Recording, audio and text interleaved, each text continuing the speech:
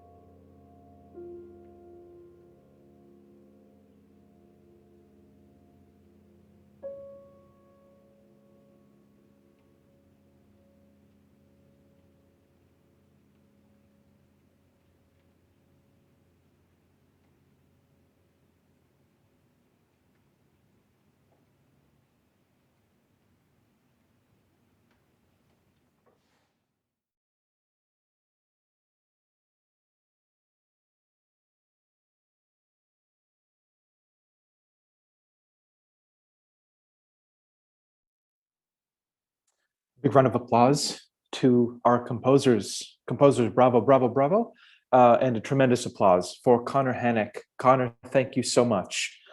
For those of you who have joined us midway through the concert, I hope you enjoyed this afternoon's edition of Hunter Composer's New Works for Solo Piano featuring Conor Hanick. Folks, what an overwhelming concert. I actually took notes on every piece. And I wanted to do a little bit of a post-concert sort of roundtable / Q&A for our audience members. And we're going to be taking questions via Zoom as well as on YouTube Live.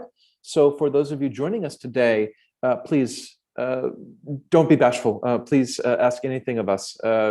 Ask us about concepts of designs and structure, form, and all of those sort of interesting facets of the creative process. Composers, I would like to invite you all to join me, sort of unmute yourselves, turn on your cameras, and let's talk. Yeah? I guess my major question for all of you, and we'll sort of go around and we'll hear from everybody. How did you bend the piano into your own voice, into your aesthetic, into the sort of creative formal model? Yeah? We could start anywhere. Who would like to start? I see all of our composers, so I'm very grateful everybody's here. Who would like to start the conversation?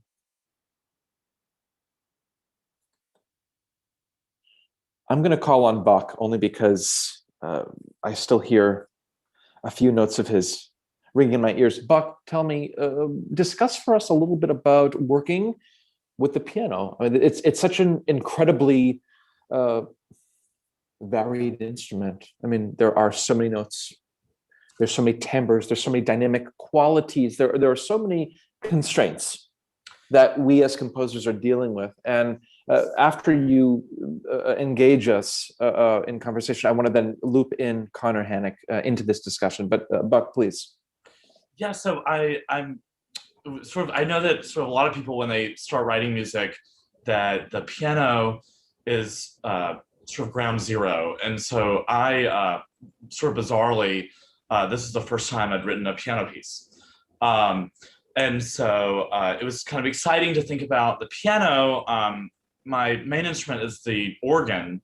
And so I wanted to write a piece that sort of did things the piano does that the organ doesn't. And so I sort of really enjoy sort of the decaying sound of a long chord that the piano can do, that the organ cannot, and sort of how the attack of a harmony, the orchestration of it can change sort of just by the dynamic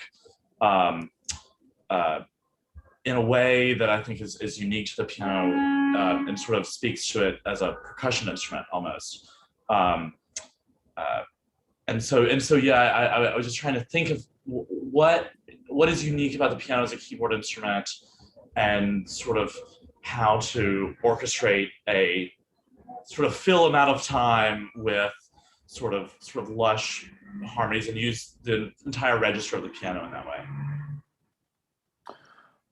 That's brilliant, Buck. I loved hearing sort of about the transformative process, right? From performer to composer yourself, you're thinking not only mechanically but sonically, right? What the sort of path of your sonic design will take and how that will manifest in the overall dimension of this instrument. I mean, it's an enormous instrument, right? I mean, you know, to sort of joke about the elephant in the room, this is exactly what we're talking about, right? And I, like you, sort of delayed my adoration, my absolute love affair with the piano. It was many years before I felt comfortable with this instrument because it does so much, right? So, well said. I loved hearing about those processes that you went through. Conor, I believe our extraordinary soloist is with us tonight, Conor Hanick. I am just so thrilled that Conor's with us. And again, it is such a privilege to say that he's a colleague because this is an intense performer on the world's greatest stages and championing new music, old music, you name it. If it's music, he plays it. And Connor, a lot of discussion when we're working with composers, it revolves around the incredible canon that we have as your repertory, right? I mean, your sort of sheer volume of recital fare and concerti programming and this and the other, it's quite overwhelming. And so I wonder if you could just share a few thoughts with us about your role as performer, interpreter, theorist, analyst, and collaborator, and how you feel where the piano's going. What are we writing today? What's going to be written tomorrow? What was written yesterday? We would love to hear some thoughts. Yeah, well, I'll just start by thanking everybody for having me be a part of your musical lives these last months, and truly for all the work that you've put into these pieces, and for the beautiful music that I had a great chance to play. So thank you all for your really hard work. It was a pleasure. And yeah, I was interested in what you were saying, Buck, because I found that your piece did kind of exactly what you were saying. It kind of has this idée fixe harmonically, and then the piece sort of revolves around it in this really interesting way. And to Dave's one of Dave's questions, I was really interested in the way that each of you clearly had your influences, which we all do, of course. I have pianistic influences, and I certainly have sort of composers and styles that I like and try to emulate. And I was really fascinated by the way that each of you sort of wore your influences, but always sort of morphed or used aspects of those influences in ways that suited your own style, which is a very impressive feat, because there's a difference between being influenced by and copying. And all of your music had like this incredible sort of collection of things that I know that you would listen to. And even in some of my correspondence with you, I sort of mentioned a few of these things. And it was just really fascinating as I was getting it in my fingers to be like, oh, this sort of feels like, you know, Schoenberg Opus 19 or something, or oh, this kind of feels like this Reich sextet that I've played, or what have you. But the language was totally different and each of your own. So that's my way of paying you a serious compliment and a hats off to all of you. Thanks, Connor. That was a tremendous, powerful statement. And I think for us composers to hear that from an interpreter that is so connected to the music of the past and the music that is sort of literally being written today, right? We sort of yearn for the experience of wanting to be fit within the canon, right? And so when we are building pieces for you, I think it's really almost impossible not to bring that baggage, right? That sort of musical baggage with us, whether we're writing for solo piano or a new orchestral work or something. It's sort of hard to take out the DNA of the anatomy of our structures, of our designs, of our architecture, yeah, in that way. So this has been such a fruitful time, and I know many of the composers today were working closely with you in understanding chords and what sort of works. And of course, that's part of this beautiful collaboration, right? Is it being reciprocal, new works being written for you, and you also informing those works. It's this sort of beautiful figure eight, you know. Yeah, and I want to just jump in and say, talk about elephants in the room. I mean, the fact of the matter is that this would be such a different experience if we were all in the room together. And I want to kind of thank everybody for their patience and their flexibility as we've sort of worked through this. Obviously, in a scenario like this, one would hope to, be in the same space together, be able to talk about timings and the way that sound evolves in the instrument. I mean, there's so much to discuss that has to do with the writing of a piece and the way that you hear it in your mind versus the way that it is heard in a hall. And I just want to say that I'm really eager to kind of continue these conversations with you, and consider this performance a sort of data point in a longer trajectory of not only your work on the piano, but consider me kind of an open book to you. And anytime you want to reach out on these pieces or anything else that you write for piano or otherwise, I hope you consider me a resource, and also that we can continue working on these pieces together, and hopefully even come up with other recordings or other performances, and that's something that would be really special for me too. So I just want to lay that out there and say that this is absolutely a work in progress, and in different circumstances it might have ended, it would have been nice to be in the same hall together, but we can all aspire to that in the future. So That is so heartwarming. Conor, thank you. And composers, I speak on behalf of the composers. We just want to thank you for sharing your brilliance with us, and helping us to focus this concert in a time that, obviously has been very challenging. But I must say that through correspondence, whether it's email or phone calls or text messages, or simply just some sort of a online meeting, we do have this sort of connective tissue with our performers. With you, we can correspond, we can sort of try out a chord, we can see how a phrase sounds, and this has sort of been such a fruitful time for exploration in this way. Composers, I want to get to many of you, because Buck started us off on a really high note there, and I want to know about this instrument. It's such a fascinating one, and piano is very, very particular for me for a number of reasons. And part of one of our highlights this season was writing for solo piano, because of the difficulty involved, and because it presents a lot of challenges, that would not perhaps be there if it were another instrument, if it were a work for solo violin or solo clarinet. We're working with different constraints, and just a sort of a different compositional template. We heard from Buck. I'd love to hear more from all of the other composers. Just a personal note: how did you create these pieces? How do you think of the piano? Well, how did you think of the piano back then? How do you think of the piano now? How has your ear bended within this compositional procedure? I'm looking at all of our composers. Folks, please feel free to jump in. I see Philip, I see Adam, I see Alyssa, I see Catherine and Ralph and Diane. I want to hear from everybody.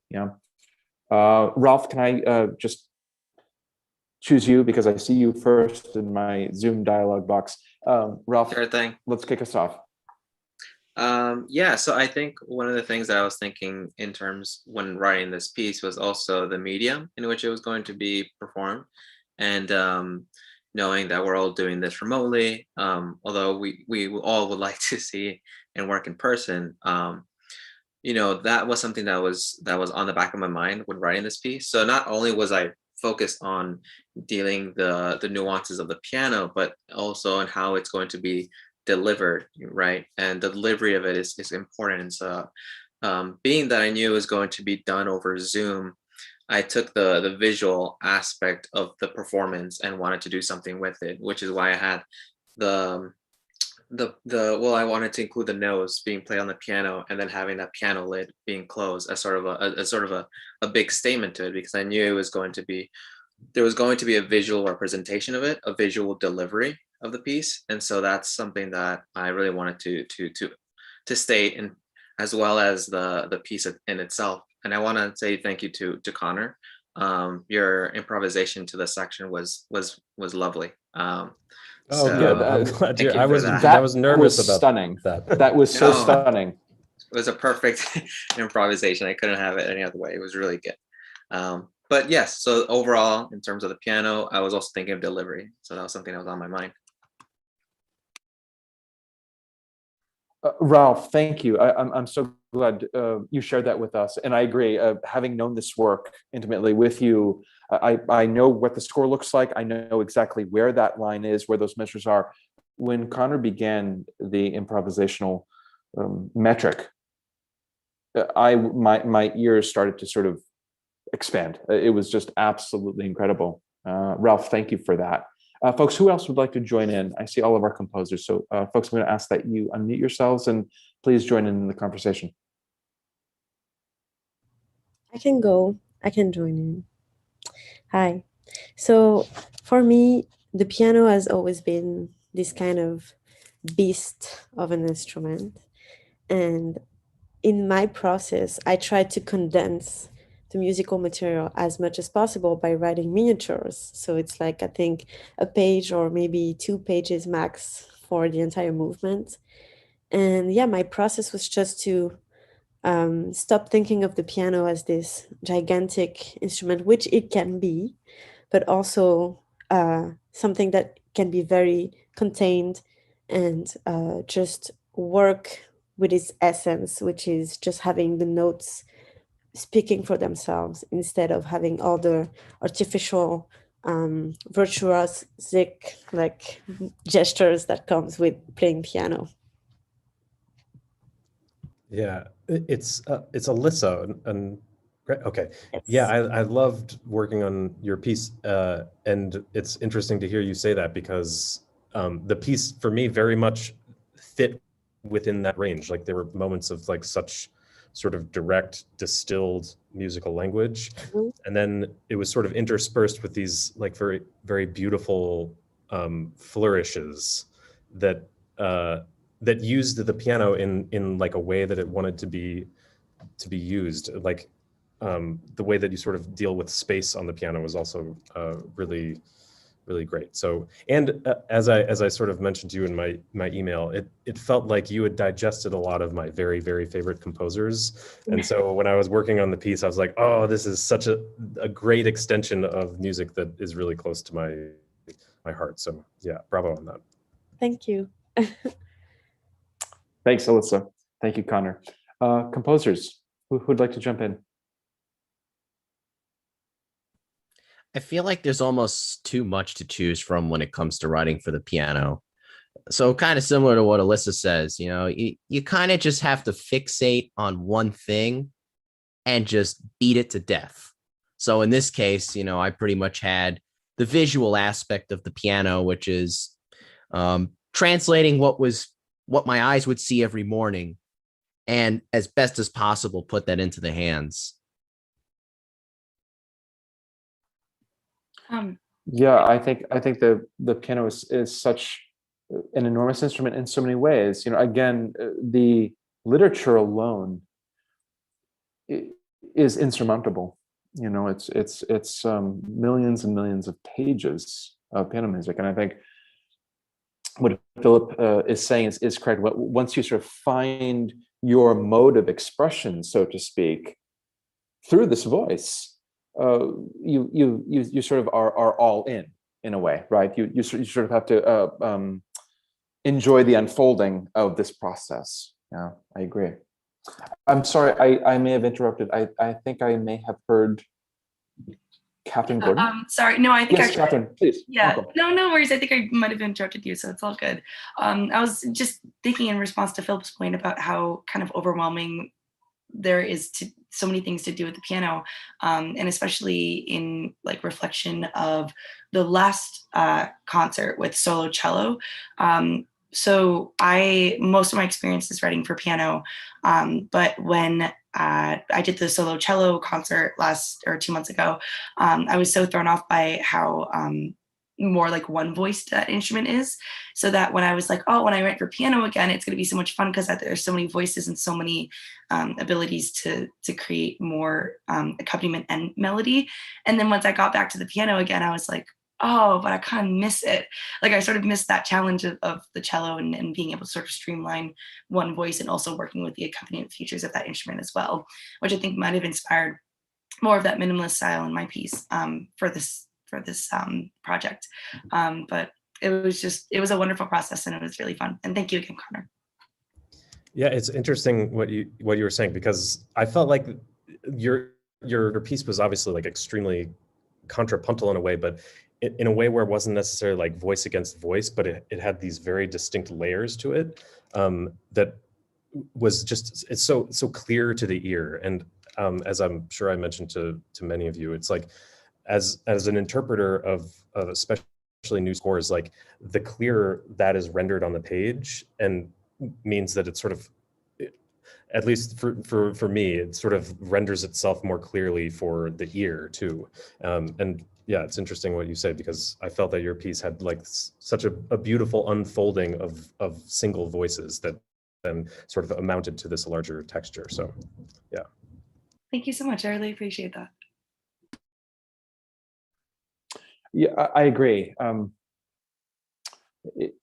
Piano, we're sort of confronted with this enormous polyphonic machine, right? And for me personally, I remember instead of looking adjacently, I sort of tried to take a time capsule back, and I remember just being absolutely obsessed with Louis Couperin when I found those extraordinary staves, just single staves, these beautiful sort of fantasies, yeah, and they look so simple, and yet the interpretation with all the elaboration and ornamentation is much like a Rembrandt, right? There are these layers, these hundreds of palimpsests that you can just sort of peel off, right? And each sub-level, you see a different profile. And it's interesting because the piano can function in all of the ways that Catherine was just detailing. And I think that's what perhaps makes it one of the most unique of the solo instruments, as well as a chamber music instrument. It is a concerto instrument. There's a reason why the piano is sort of panoramic in a way, right? I mean, it has a house in every musical structure, and that is perhaps one of the most difficult things to confront as a composer. Thanks, Catherine. Composers. I'd like to hear from excellent Adam. Thank you. Welcome. Thank you.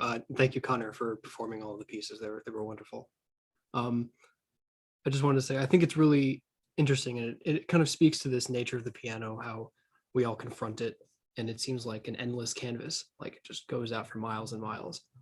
But I kind of use that as the crux of my piece. Like, instead of trying to hone in on one thing, I tried to, instead of allowing my creativity to expand based on one thing, I kind of focused my creativity on one thing and created a bunch of guidelines for myself. You can maybe necessarily couldn't see this from hearing it, but as Connor knows, the piece itself is very rhythmically intricate, and there's everything rhythmically was laid out beforehand, all aleatoric in a way. But the melody itself was where I focused my creativity, to make everything sound more complete than just a series of rhythms, because that just sounds boring on the piano. Yeah, it's that. I mean, again, it's I wish this dialogue is so fascinating for me, especially when you guys start talking about your own work. But again, like I heard that in your piece, like the piano is serving as sort of this this canvas for these more abstract experiments, but at the same time, the piano was required for like certain elements of your writing, which was always interesting. I mean, you have like really specific indications in the score where I feel like I'm allowed to sort of emerge from my more abstract, sort of like cool-headed approach to the rhythm and the pitch, and do something expressive, sort of extrovertedly expressive. And I appreciated the way your piece sort of combined those elements in really interesting ways. So yeah, I'm looking forward to doing the third one that you included. You know, again, it's a mark in time. We'll get to it, and it was a pleasure to do the first movement of it. Thank you, and thank you for putting my words a little more eloquently. I lost my train of thought there, but you No, summed it up just fine. not at all. It's jibber jabber from both ends, so don't worry. Thanks, Adam. Thanks, Connor. Folks, I'd like to take a moment and field any questions that we may have through Zoom and or YouTube Live. I'm just going to sort of allow our audience a minute or two to ask anything that they might have questions of. Jake, could we check YouTube Live and see if there may be any questions that have emerged? No questions at the moment, but I'll keep you updated. Okay, thanks, Jake. Composers, this has been such a thrilling journey with all of you. And we've seen these works sort of emerge, right, over at least the last 10 months, almost a year now.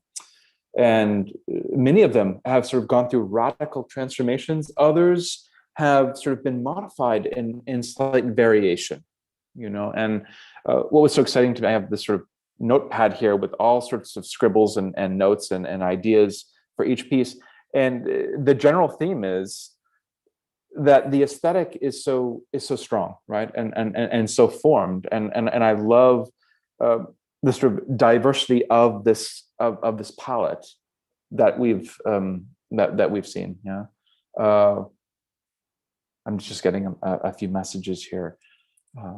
Yeah, so folks, any last comments from our composers? Composers, any last thoughts? I'm seeing lots of smiles. I'm seeing lots of thumbs up, which is always a great sign. Folks, I know that Conor has to take the stage in about an hour, and we're going to bid him farewell right now. And I want to thank our soloist, Conor Hanick. I want to thank our composers, bravo, bravo. And I'd also like to thank our audience. Folks, thank you so much for joining us tonight. It has been such a thrill. Certainly the best way I could think of to begin our weekend here. May I please extend an invitation, a warm invitation to all of you. Join us this coming Thursday, new works for Piero Ensemble featuring the Talia Ensemble, not to be missed. Some fantastic and brave new works coming out. And we're so excited to share these with all of you. So please join us, and we will be sure to circulate our YouTube as well as our Zoom information. Composers, thank you. Conor, thank you. Audience, thank you again. Have a wonderful evening. Thanks, everybody. It's been a real pleasure. Looking forward to being in touch soon.